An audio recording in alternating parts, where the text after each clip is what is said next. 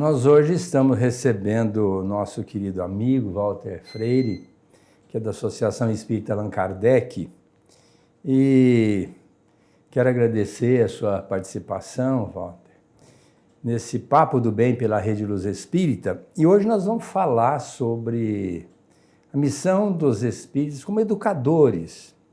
Qual que seria esse nosso papel frente à educação das criaturas e nossas próprias educações.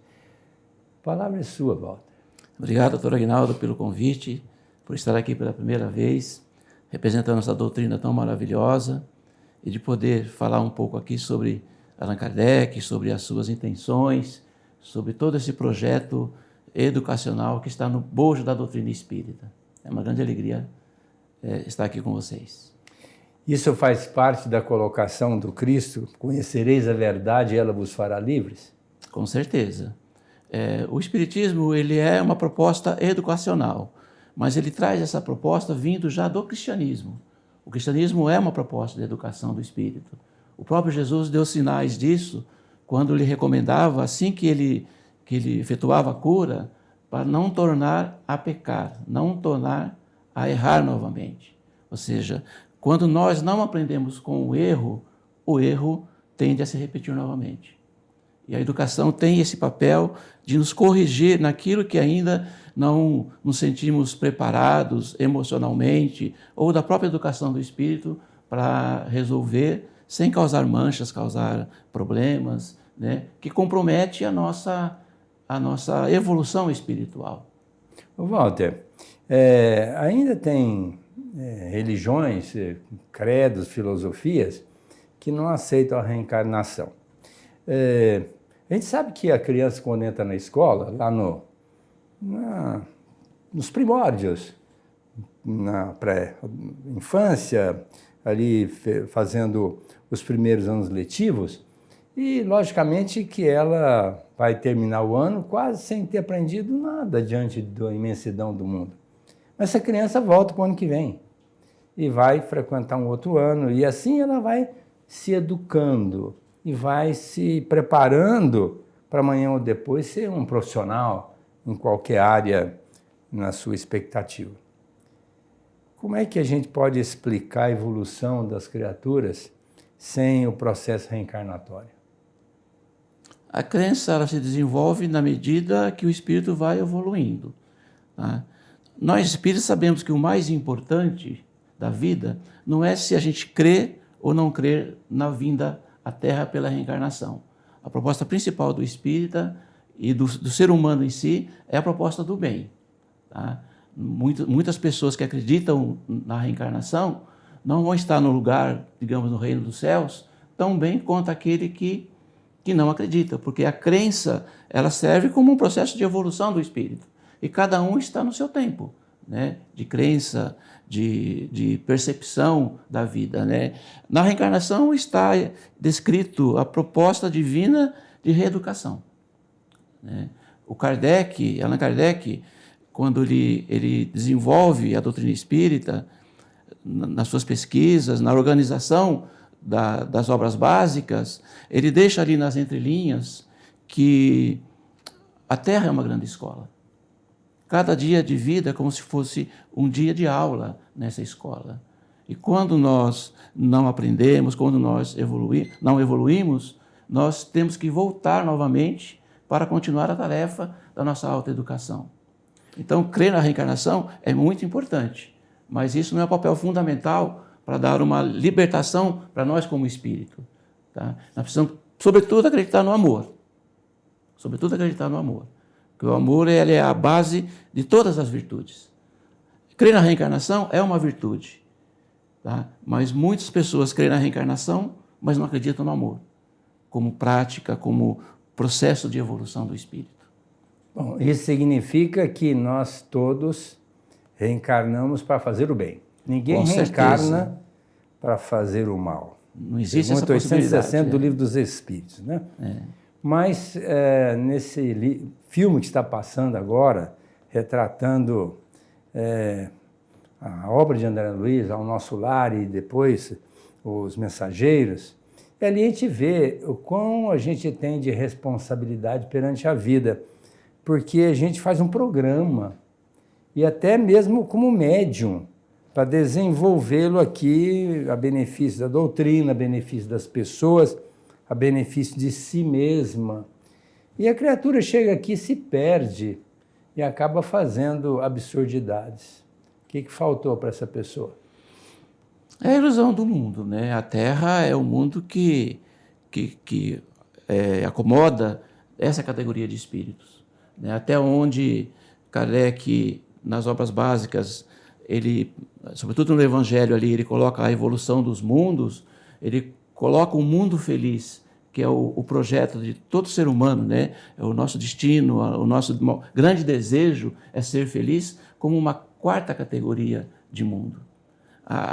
O grande interesse do ser humano, por tudo aquilo que ele faz, é por procurar desenvolver nele próprio um pouco de felicidade e deixar o quanto mais possível permanente esse estado. Mas Deus criou um mundo só para os espíritos felizes. Ou seja, então a felicidade, ela existe. Tá? Mas virtudes, evolução, felicidade não caminham sozinhas. Elas têm que fazer parte de um processo de educação do espírito. E essa educação, ela deve começar quando? Porque a gente sabe que a evangelização infantil é extremamente importante dentro da casa espírita. E por incrível que pareça, vem à casa, os pais, quando vêm, né? E às vezes preenche a casa, 400, 500 pessoas. E aí nós vamos ver que se a gente fosse duplicar o número de filhos, se é 400 pessoas, cada um tendo 2 pelo menos, seria 800 Nossa, aí seria filhos, muito. né? E aí vamos para a evangelização, a gente pega aí uma meia dúzia. Como é que fica isso, uma vez que a gente sabe que o hábito é uma educação adquirida? E a educação é um hábito adquirido, vamos dizer, é uma circunstância de duas mãos. Mas a pessoa precisa se educar, precisa se esclarecer, precisa se informar. E diante da ignorância é onde nós vamos perpetrar os maiores equívocos, os erros, as consequências. E geralmente isso acontece na adolescência. Então, como é que fica nós, como espíritas, tendo que educar, o nosso papel diante da educação das crianças? Em poucos segundos aí o senhor disse muita coisa que seria preciso um seminário para desenvolver. Tá? Primeiro é o ato de conscientização. André Luiz vai dizer que o lar é a primeira escola. E o primeiro dia de vida é o primeiro dia de aula. Né? E os pais são os primeiros professores. O papel da doutrina espírita, nas palestras, nas reuniões públicas, é trazer isso à tona, para que os pais se conscientizem disso. Tá? O grande problema da nossa relação como frequentador de uma casa espírita está no sentido de que a gente procura a casa espírita para solucionar os nossos problemas. Nós levamos para a casa espírita os nossos problemas emocionais, de família, profissional, até de saúde física mesmo. Né? Nas orientações que são feitas na casa espírita, nesse atendimento fraterno, está ali alguém prestando seu ouvido para ouvir as declarações, né?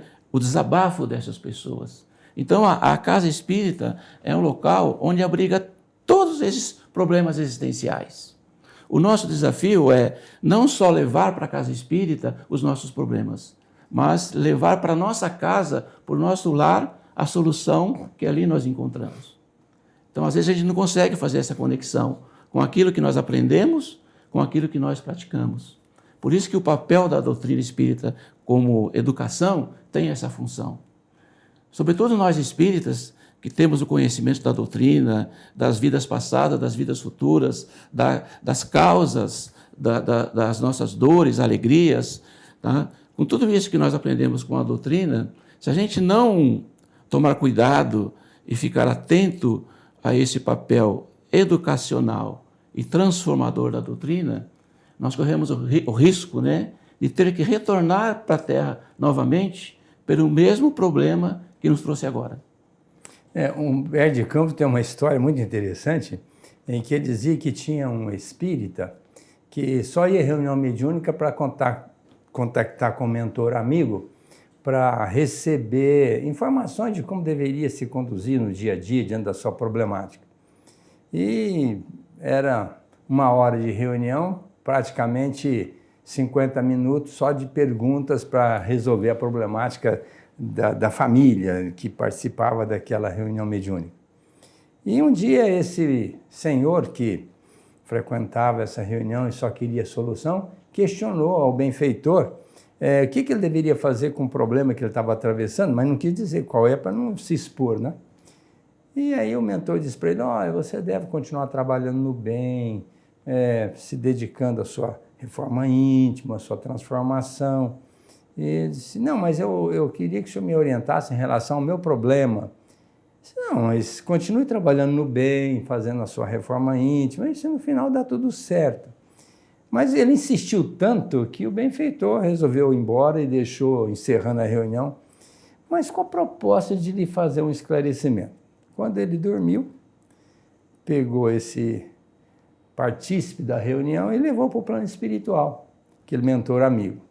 E ele foi participar de uma reunião onde tinha um espírito de extrema elevação e que foi atender muitas pessoas, porque a gente sai do corpo, vai para o mundo espiritual e chegando lá, encarnado, nós vamos receber lições de como nós devemos nos conduzir aqui. A educação não se faz só aqui, mas também no plano espiritual. E chegando lá, então, um mentor de alta envergadura foi falar que um dia Jesus mandou um anjo para a Terra para resolver a problemática das criaturas aqui, né? E chegando aqui, o anjo falou assim, ó, o que está faltando lá na Terra é luz. Porque no momento que tem a luz, as pessoas veem as dificuldades, veem as atribulações e vão se defendendo, vão se orientando. Aí Jesus disse para esse anjo, ó, então leve a luz para a Terra. E aí então o pessoal não precisa ficar com lamparina, com candeia. E aí o anjo, não, então deixa comigo. Veio aqui, armou um esquema e montou uma usina para iluminar a Terra toda. Mas depois Jesus veio aqui ver o que estava acontecendo. Esse problema não tinha se solucionado. E Jesus questionou o anjo, mas se você não pediu que eu trouxesse a usina, eu propiciei tudo, armei um esquema, você construiu, e os problemas estão continuando do mesmo jeito. Não, Senhor, acontece que as pessoas não fizeram a ligação da usina para suas casas, né? E Jesus, pois então fale para essas pessoas fazerem a ligação que o problema está resolvido.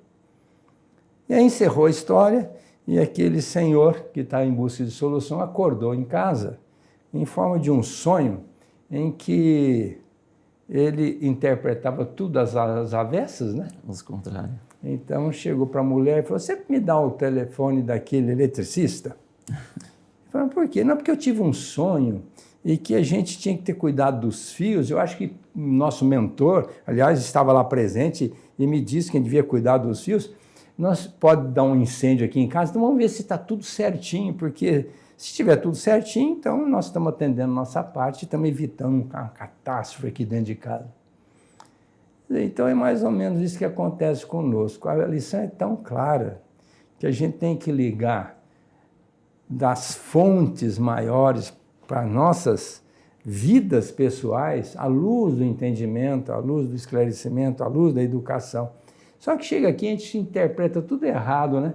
Achando que é o fio que vai estar descascado, que vai dar curto-circuito, que tem que chamar uma outra pessoa para resolver o problema, que no caso é o eletricista, mas não assume que o problema está em nós, e nós que devemos nos educar para nos libertarmos dele, não é? Esse talvez seja o grande problema, né? Que quando a gente interpreta e entende o valor da educação, a gente começa primeiro a pensar nos outros, né? E a gente esquece de que aquilo é para nós mesmos. Allan Kardec, ainda aos 24 anos, nem ainda era Allan Kardec, né? O jovem Hippolyte, Leon Denisard, recém-chegado da Suíça, que ele foi estudar no colégio de Yverdon, junto com Pestalozzi, seu mestre, ele chega na França e ele pega uma educação totalmente ao fracasso, né? E ele escreve um belíssimo texto sobre educação, né? No qual ele vai dizer assim: a educação é a arte de formar os homens, a arte de fazer eclodir neles os germes da virtude e abafar os do vício. Essa frase de Kardec é fundamental. E ele dá os sinais também de educador quando ele diz que a educação é a obra da minha vida, ele vai dizer. Não faltarei ao meu compromisso.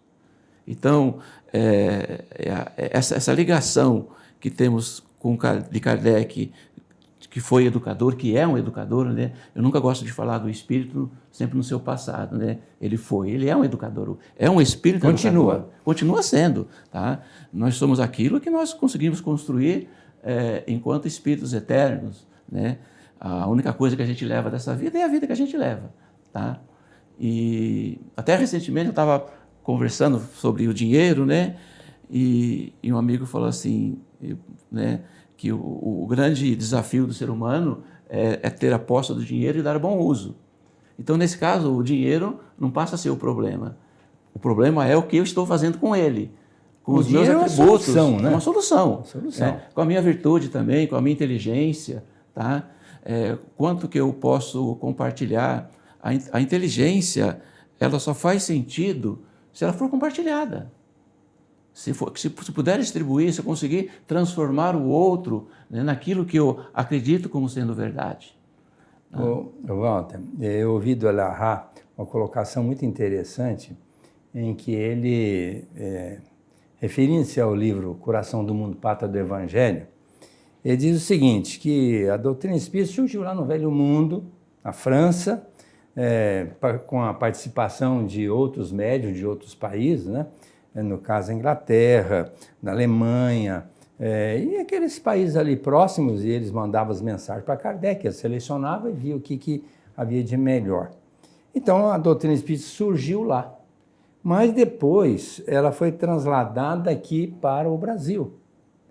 Então ele diz o seguinte, que nós espíritas, agora absorvendo melhor a doutrina, porque esses países lá são extremamente materialistas. A gente percebe que, principalmente a França, eles são muito materialistas. E também os outros países ao lado. A doutrina espírita veio para o Brasil e aqui nós outros espíritas, estudando-a, temos o papel de mandá-la de volta para o Velho Mundo, para o Oriente, para a Europa, para a América do Norte, para todo mundo. Por isso ele diz que o coração é o órgão que manda sangue para o corpo inteiro, para que as células possam continuar vivendo, cumprindo as suas tarefas. Então, nós outros espíritas agora temos o papel de estudar a doutrina, elaborar um plano educativo para que ela seja respeitada na sua essência e mandar de volta para o corpo do mundo, que precisa dela como uma verdade que vem impulsionar essas células e o corpo do mundo para que ele possa conseguir vicejar.